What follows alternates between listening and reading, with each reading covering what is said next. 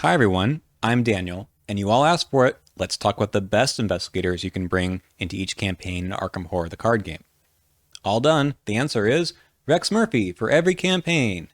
Thank you for watching. Please check out my other great Arkham Horror content on my channel, and wait a second, did I just shamelessly steal my bad joke from the last time I made a list video about the worst investigators for each campaign?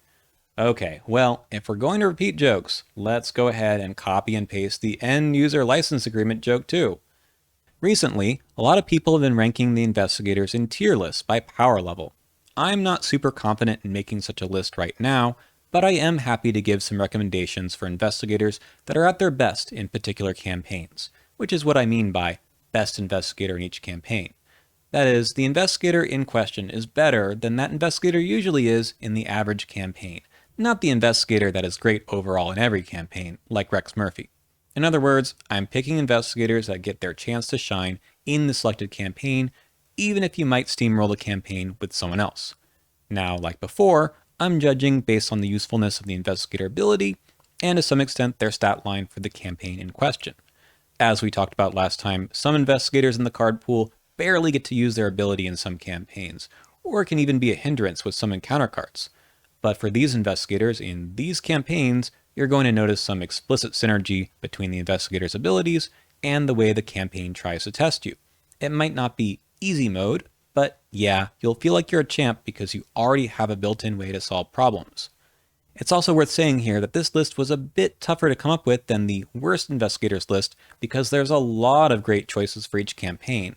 Narrowing it down to just 2 investigators was not easy. So 2 new things here. One, I tried to come up with decent 2-player team-ups for each campaign, either an enemy specialist and a clue specialist, or 2 investigators who can flex extremely well. Either way, the team should be able to cover all the challenges of campaign.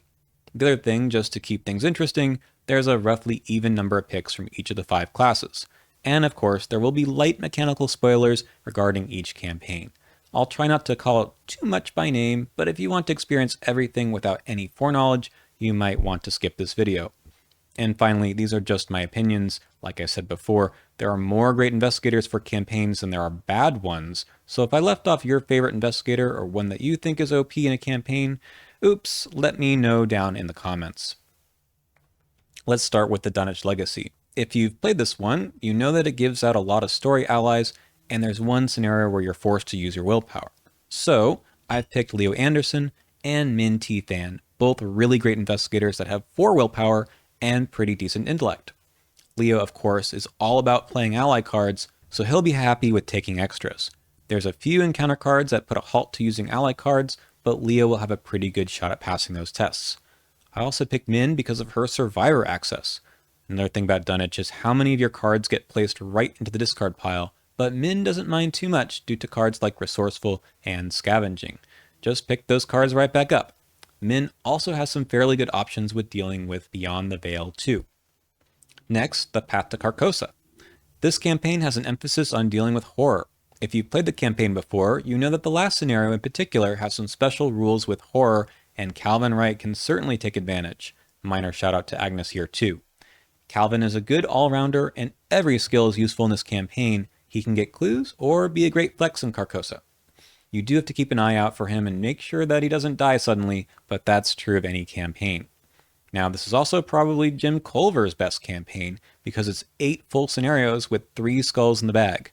You pretty much only ever get one of the other type of symbol tokens in the bag per scenario, so token manipulation is at its best here. That's not all. Jim's Trumpet also heals horror and will trigger quite often in Carcosa. Okay, I said that I was mostly making up 2-player teams here, and you don't really want to heal Calvin too much, but Jim should be able to heal himself most rounds. In any event, Jim can perform pretty much any role with his Mystic access. Here's the Forgotten Age, which is the first campaign that really changed the formula as to what to expect from the encounter deck. Agility was suddenly very important, but the truth is, willpower is also extremely important. Ursula is an excellent choice. She has solid defensive stats and many secret cards which can boost her willpower. Her free investigation after moving will trigger often with the Explore mechanic. There's also a special mechanic called Vengeance, which punishes you for defeating certain enemies. Well, Kaimani Jones has an ability to discard enemies from play. This doesn't count as defeating them. they go straight to the discard pile instead. If you've been stepping on a few too many snakes, play Kaimani through TFA to make it a little bit easier on yourself. Alright, the Circle Undone, which also has a reputation of being difficult, especially with a million willpower tests. It's also known for the Haunted mechanic, which will punish you for failing investigation skill tests. Sapina Rousseau is a rogue who can pass willpower tests, wow, and avoid investigation altogether by just buying up clues with cards like Intel Report.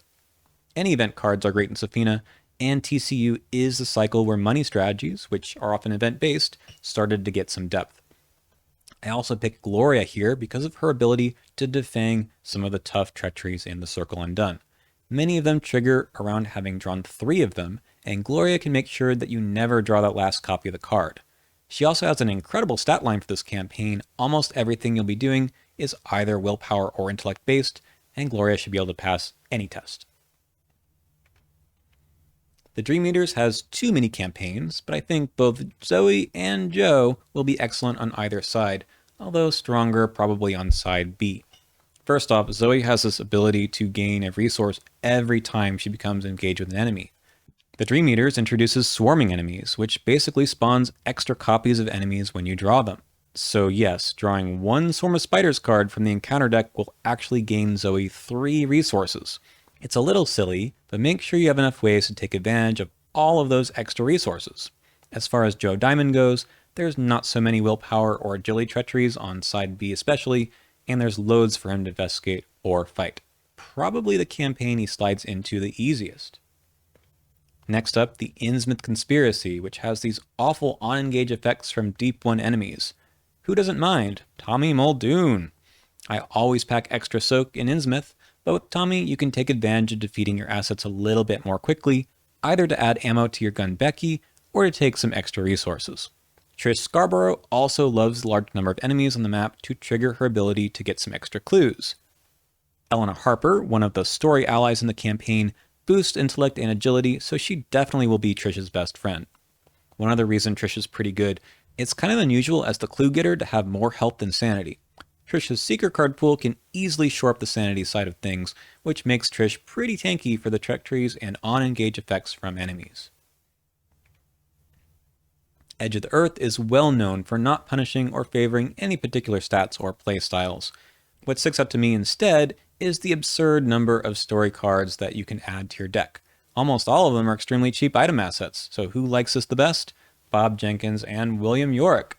Bob gets that extra action to play items out of anyone's hand, and Yorick can play them from your discard pile. The icons are amazing too, so one play pattern can be to commit the card to a test, and then later defeat an enemy and play it out of the discard. Sometimes the story cards in the campaign feel like they're just clogging up your deck, and you'd rather not get them all, but with Bob and Yorick, go nuts adding them all. This pair would work pretty well in the campaign anyways, with Bob getting clues and Yorick dealing with enemies. Last campaign. Hey, wait a minute, Rex Murphy is back. Okay, let's talk quickly about the concealed mechanic in the Scarlet Keys. While you can expose concealed mini cards by passing an evade, investigate, or fight test versus location's shroud, you can also expose them by using any effect that automatically deals damage to an enemy, evades an enemy, or discovers a clue. Now, there's a limit that you can only expose 1 concealed card per card effect. You can circumvent this limit a bit by using multiple cards that deal damage or discover clues as separate effects. So, back to Rex and Agnes, their investigator card abilities do exactly that. For Rex, you can investigate a location with 2 concealed mini cards. First, use his ability. After you succeed by 2, which is a step 6 reaction, instead of discovering a clue, you can expose 1 mini card. Then, instead of discovering a clue from the investigation action itself, which is a step 7 effect, you can expose 1 concealed mini card. Agnes can do it too. Anytime she places a horror token on her investigator card, instead of dealing damage to an enemy, she can expose a mini card, even if there aren't any real enemies at her location. And that can be once every single phase. If you're having trouble getting swarmed by concealed cards, try either of these investigators out. Or both, since this would make a very fun team. Okay, that is it. Thank you for watching. I've enjoyed putting together these lists for you. Again, if you haven't checked out the earlier video on the worst investigators, you can check for the link in the description. And I'll see you back for another video here very, very soon.